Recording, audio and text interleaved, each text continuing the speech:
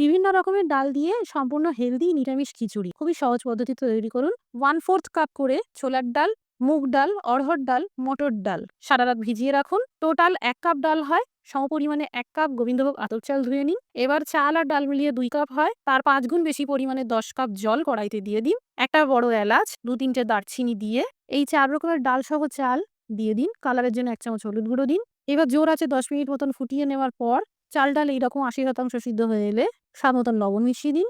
এদিকে ফ্রাইং প্যানে ৩ চামচ ঘি গরম করে ফোড়নে ১ চামচ আস্ত জিরে, একটা শুকনো লঙ্কা, একটা তেজপাতা ভেজে নিন। সিদ্ধ ছোলা আর সারারাত ভিজিয়ে রাখা কাঁচা চিনেবাদাম ১ চামচ কুচানো আদার সাথে এইভাবে ভেজে নিন। ভেজে নিন ডুমো ডুমো করে কেটে রাখা ২ টো টমেটো আর ৩ টে কাঁচা লঙ্কা, সামান্য লবণ, সামান্য কাশ্মীরি লঙ্কার গুঁড়ো আর হলুদ গুঁড়ো দিয়ে ভাজতে থাকুন। ১ চামচ করে জিরের গুঁড়ো আর ধনের গুঁড়ো দিয়ে দিন। সামান্য জল দিয়ে কষিয়ে নেওয়ার পর এই চাল ডাল অনেকটা মাখো মাখো হয়ে এলে এই ভাজা মসলা সহ গ্রেভিটা দিয়ে দিন আর ভালো করে মিশিয়ে নিয়ে আরো কম আঁচে ফুটিয়ে নিন। এই দেখুন খিচুড়ি তৈরি। এবার সবশেষে ২ চা চামচ চিনি আর ১ চা চামচ গরম মসলার গুঁড়ো মিশিয়ে দিন।